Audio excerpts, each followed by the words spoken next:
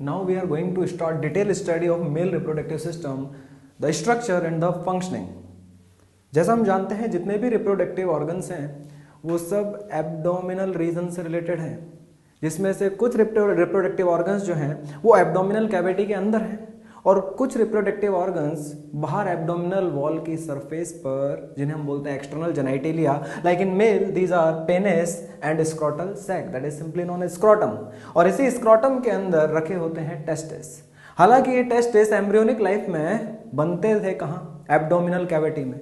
लेकिन just before birth ये testis decent होकर कहां पहुंच जाते हैं? स्क्रोटल सैक में. यानी जब बच्चा पैदा होगा at the time of birth उसके टेस्टिस कहां पर होंगे? स्क्रोटल सैक में. चलिए, उसके अलावा the rest of the male reproductive organs are present inside abdominal cavity. यानी मैंने आपको पहले ही ये बात बता दी है कि जो रिप्रोडक्टिव ऑर्गन्स ऑफ मेल हैं उनमें से दो important structure like penis and scrotal sac, and scrotal sac contains testis, ये तो हैं कहां? Extra abdominal. यानी these are external genitalia, penis and scrotum, and rest of the reproductive structures like glands, which gland? Like Cowper's gland, यानी इसका prostate gland, seminal vesicle, ये सभी structures कहाँ पर रखे हुए हैं? Inside abdominal cavity. तो अब हमें इसी का ओरिएंटेशन करना है कि कैसे ये रिप्रोडक्टिव ऑर्गन्स बॉडी के कौन से पार्ट में किस तरीके से सिचुएटेड हैं, क्योंकि एक जनरल आइडिया हमें होना चाहिए एनाटॉमी का, तो उसको हम डिटेल में पढ़ते हैं. ये पार्ट है एब्डोमन. एब्डोमन पार्ट को हम स्पेशली दो रीजन्स में डिवाइड करते हैं, अपर एब्डोमन और लोअर एब्डोमन. तो सीधी सी बात है, डायफ्राम के जस्ट नीचे वाला जो पार्ट ऑफ एब्डोमन है दैट इज अपर एब्डोमन, और जो नेवल यानी अम्बलाइकस से नीचे वाला जो पार्ट है that is simply known as lower abdomen या पेल्विस. तो हम जानते हैं ये दोनों लेग्स हैं. ये दोनों लेग्स जो हैं इनकी फीमर बोन जो है वो कौन सी कैविटी में जाकर जॉइंट बनाती है? That is acetabulum cavity, that is present in hip bone. ये दोनों जो हिप बोन्स होती हैं, इन हिप बोन्स के बीच में जो ये स्पेस एनक्लोज्ड है, इसी को हम क्या बोलते हैं? स्पेशली लोअर एब्डोमन या पेल्विस. तो हम जानते हैं कि ये दोनों हिप बोन्स हैं. यहाँ पर ये दोनों तरफ की फीमर बोन जो लोअर लेग की, लोअर लिम्ब की बोन हो गई.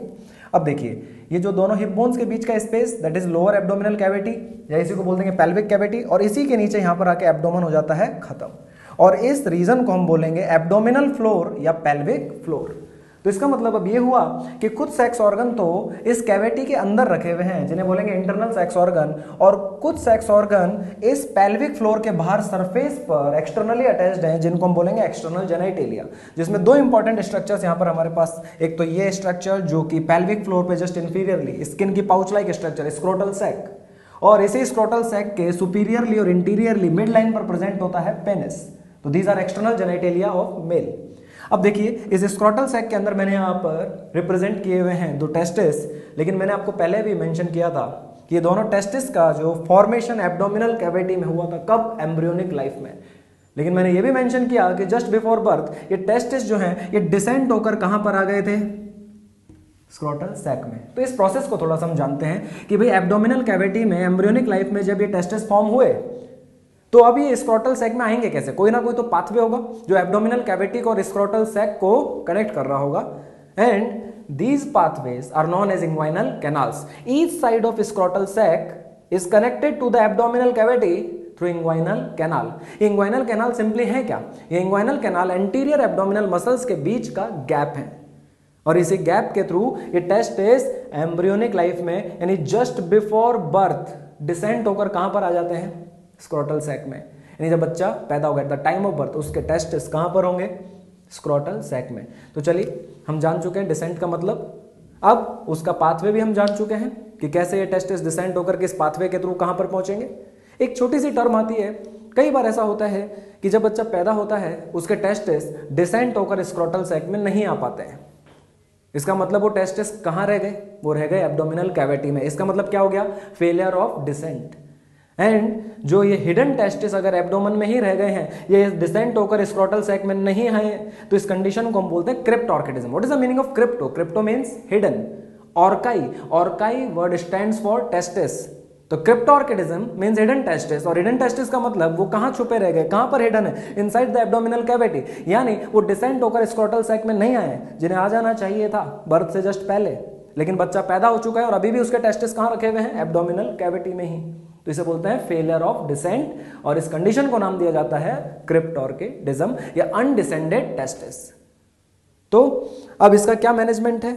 इसका मैनेजमेंट यही है कि अगर जल्दी से जल्दी अर्लीस्ट पॉसिबल अगर ये पता चल जाता है कि टेस्टिस स्क्रोटल सैक में नहीं आए, अंदर ही रह गए हैं, तो इसको फिर सर्जिकली एस्टैब्लिश किया जाता है स्क्रोटल सैक में, और सिंपली सर्जरी को बोलते हैं ऑर्कियोपैक्सी। एक छोटी सी सर्जरी होती है कि जिन बच्चों के टेस्टिस डिसेंट होकर स्क्रोटल सैक में नहीं आए हैं, तो आफ्टर बर्थ उन बच्चों में एक सर्जरी परफॉर्म करी जाती है जिससे हम अंदर छुपे हुए टेस्टिस को यानी हिडन टेस्टिस को बाहर निकाल कर कहाँ एस्टैब्लिश कर देते हैं? स्क्रोटल सैक में। तो चलिए, तो वैसे तो हम जानते हैं नॉर्मली तो टेस्टिस डिसेंट हो ही जाते हैं, नहीं हो पाते हैं तो फिर हमें सर्जरी का सहारा लेना पड़ता है। चलिए, अब सवाल ये आता है कि टेस्टिस का डिसेंट होकर स्क्रोटल सैक में आना जरूरी क्यों है? देखिए, ये है एब्डोमिनल कैविटी जहां पर टेस्टिस फॉर्म हुए थे, लेकिन इस एब्डोमिनल कैविटी का जो टेम्परेचर है that is core body temperature 37 degree Celsius, and 37 degree Celsius temperature is not suitable for functioning of testis, specially for gametogenesis. अगर हम टेस्टिस की बात करें तो टेस्टिस में एम्ब्रियोनिक लाइफ में ही कुछ स्पर्म प्रिकर्सर सेल्स फॉर्म होती हैं जिन्हें बोला जाता है स्पर्मेटोगोनिया। क्या कहा जाता है? स्पर्मेटोगोनिया। कब बन गई थी? एम्ब्रियोनिक लाइफ में, टेस्टिस में। लेकिन ये स्पर्मेटोगोनिया प्यूबर्टी आने पर यानी अबाउट 12-13 ईयर्स ऑफ एज आने पर गैमेटोजेनेसिस यानी स्पर्मेटोजेनेसिस की प्रोसेस स्टार्ट करती है। लेकिन अगर सपोज टेस्टिस एब्डोमिनल कैविटी में ही रखे रह गए हैं जहां पर core body temperature 37 degree Celsius है, तो ऐसे में ये स्पर्मेटोगोनिया सेल्स यानी स्पर्म प्रिकर्सर सेल्स लगातार हाई टेम्परेचर से एक्सपोज रहने के कारण डैमेज होंगी और इनकी जो गैमेटोजेनेसिस की प्रॉपर्टी है वो खत्म हो जाएगी।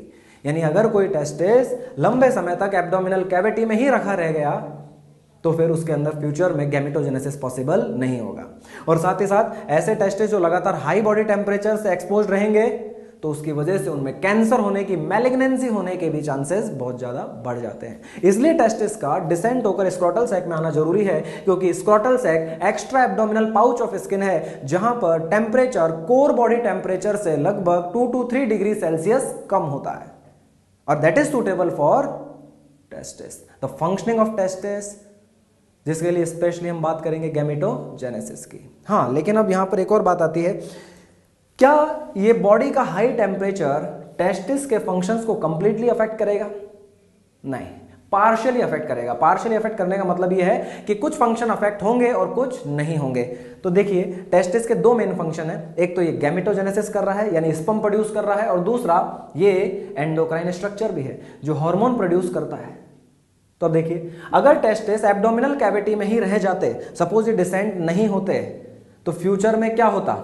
फ्यूचर में इन टेस्टिस में कोई गैमीट नहीं बनता, क्योंकि अभी अभी मैंने बताया था कि हाई टेम्परेचर से एक्सपोज होने के कारण गैमीट बनाने वाली यानी जो स्पर्म प्रिकर्सर सेल्स हैं स्पर्मेटोगोनिया, उनकी गैमेटोजेनेसिस प्रॉपर्टी खत्म हो जाती है।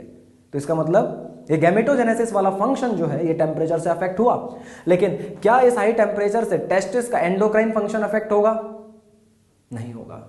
यानी अगर ये टेस्टिस एब्डोमेन में ही रखे रह जाते हैं तो प्यूबर्टी आने पर इन टेस्टिस से जितनी क्वांटिटी में टेस्टोस्टेरोन रिलीज होना होता है वो रिलीज होगा। इसका मतलब क्या हुआ कि इस टेम्परेचर से पार्शियली फंक्शंस अफेक्ट हो रहे हैं, गैमेटोजेनेसिस अफेक्ट हो रहा है, एंडोक्राइन फंक्शन अफेक्ट नहीं हो रहा है। तो देखिए, अगर मैं कहता हूं कि ये टेस्टिस डिसेंट होकर स्क्रोटल सैक में नहीं आए, यानी इस बच्चे को रह गई क्रिप्टोर्किडिज्म और किसी ने सर्जरी नहीं करी, यानी इस बच्चे की उम्र हो गई 13-14 साल और इसके टेस्टिस स्टिल कहां रखे हुए? एब्डोमिनल कैविटी में, कोई सर्जरी परफॉर्म नहीं हुई, तो ऐसे में क्या होगा? क्या इस बच्चे में गैमेटोजेनेसिस होगा? नहीं होगा। इस बच्चे में कोई स्पर्म नहीं बनेंगे। लेकिन मेरा सवाल ये, क्या इस बच्चे में सेकेंडरी सेक्सुअल कैरेक्टर्स डेवलप होंगे? होंगे। क्यों होंगे?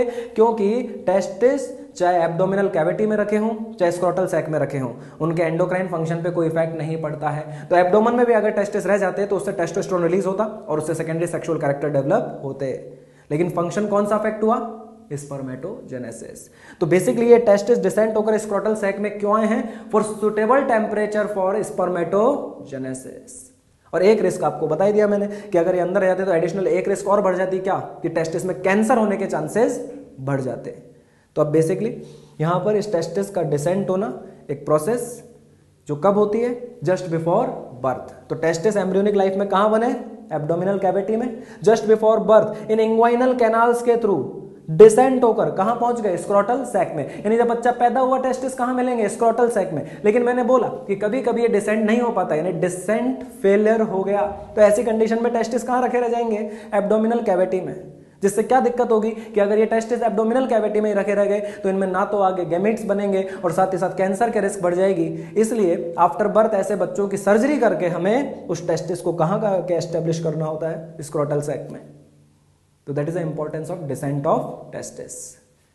चलिए अब बात ये आती है कि यहां पर ये पेल्विक फ्लोर जो किसको, ये एब्डोमिनल कैविटी को और स्क्रोटल सैक को क्या कर रहा है, अलग कर रहा है। और हमने देखा कि इसी पेल्विक फ्लोर के थ्रू दो ओपनिंग इंग्वाइनल कैनाल की कहां पर हो रही है, स्क्रोटल सैक में। और इसी स्क्रोटल सैक के सुपीरियरली और एंटीरियरली ये मिड लाइन पर कौन प्रेजेंट है, पेनिस। अब देखिए टेस्टिस डिसेंट होकर स्क्रोटल सैक में आ चुका है, क्या अब इंग्वाइनल कैनाल की कोई इंपॉर्टेंस है, क्या अब इंग्वाइनल कैनाल बंद कर दी जाए, कोई दिक्कत नहीं होगी, टेस्टिस तो आ गए डिसेंट होकर स्क्रोटल सैक में। नहीं, अभी भी इस इंग्वाइनल कैनाल की बहुत इंपॉर्टेंस है। भले ही टेस्टिस डिसेंट होकर स्क्रोटल सैक में आ गया है, लेकिन ये अभी भी कनेक्ट एब्डोमिनल रीजन से ही है। टेस्टिस की आर्टरी किसी एब्डोमिनल आर्टरी की ही ब्रांच है, टेस्टिस की वेन किसी एब्डोमिनल वेन में ही जाके ड्रेन होगी, टेस्टिस की नर्व वो भी किसी एब्डोमिनल नर्व की ही ब्रांच है। तो इसका मतलब ये टेस्टिस डिसेंट होकर कहां आ गया है, स्क्रोटल सैक में, लेकिन इसकी जितनी भी आर्टरी, नर्व्स, वेन, लिम्फेटिक्स वो सब किससे पास हो रही होंगी, इंग्वाइनल कैनाल से। और ये इंग्वाइनल कैनाल से पास होते हुए कहां जा रही होंगी, एब्डोमिनल रीजन में। इसका मतलब टेस्टिस भले डिसेंट होकर स्क्रोटल सैक में आ गया हो, लेकिन स्टिल जो इंग्वाइनल कैनाल है वो इन इंपॉर्टेंट स्ट्रक्चर्स के लिए पाथवे प्रोवाइड कर रही है। इसी पाथ से या बोल दो इसी जगह से होती हुई टेस्टिकुलर आर्टरी, वेन, नर्व और लिम्फेटिक्स टेस्टिस तक पहुंचती हैं। इसके अलावा जैसा मैंने आपको बताया था कि टेस्टिस में स्पर्म्स बने, तो ये स्पर्म्स फाइनली मेल बॉडी से बाहर कहां से निकलते हैं, कौन सी स्ट्रक्चर के थ्रू ये मेल बॉडी से इजैकुलेट होते हैं, दैट इज यूरेथ्रा। क्या थी, यूरेथ्रा। मैंने बोला था कि टेस्टिस से स्पर्म बन के एपिडिडाइमिस में जाएंगे और एपिडाइमिस से वास डेफरेंस में, और वास डेफरेंस इन स्पर्म्स को ले जाकर कहां डालेगी, यूरेथ्रा में। और यूरेथ्रा कहां रखी है, एब्डोमन में। एब्डोमन में ही तो यूरेथ्रा पास होती है और फिर पेनिस में एंटर करते हुए टिप ऑफ पेनिस पे ओपन होती है। इसका मतलब वास डेफरेंस को स्पर्म्स को कहां लेके जाना है, एब्डोमिनल रीजन में रखी हुई यूरेथ्रा में। इसका मतलब क्या हुआ कि जो वास डेफरेंस एपिडाइमिस से कंटिन्यू होगी वो वास डेफरेंस इंग्वाइनल कैनाल से होते हुए एब्डोमिनल रीजन में जाएगी और एब्डोमिनल रीजन में जाके यूरेथ्रा में ओपन होगी। इसका मतलब क्या हुआ कि एक और इंपॉर्टेंट स्ट्रक्चर इंग्वाइनल कैनाल से पास हो रही है, दैट इज वास डेफरेंस, जो स्क्रोटल सैक में रखे हुए टेस्टिस और एपिडाइमिस से स्पर्म्स को कहां लेके जा रही है, यूरेथ्रा तक। इसका मतलब कौन कौन सी इंपॉर्टेंट स्ट्रक्चर इंग्वाइनल कैनाल से पास हो रही हैं, कौन कौन सी, एक तो टेस्टिकुलर आर्टरी, दूसरा टेस्टिकुलर वेन, नर्व, लिम्फेटिक्स और साथ ही साथ वास डेफरेंस। इसका मतलब इंग्वाइनल कैनाल ने एक इंपॉर्टेंस क्या शो करी, टेस्टिस के डिसेंट पाथवे को प्रोवाइड किया। लेकिन टेस्टिस के डिसेंट हो जाने के बावजूद भी इंग्वाइनल कैनाल पाथवे प्रोवाइड कर रही है कौन से स्ट्रक्चर्स को पास होने के लिए, जो बहुत इंपॉर्टेंट स्ट्रक्चर है सभी तरह की, testicular artery, when, nerve, lymphatics और वास डेफरेंस। तो चलिए इसी बात को थोड़ा और डिटेल में डिस्कस करते हैं।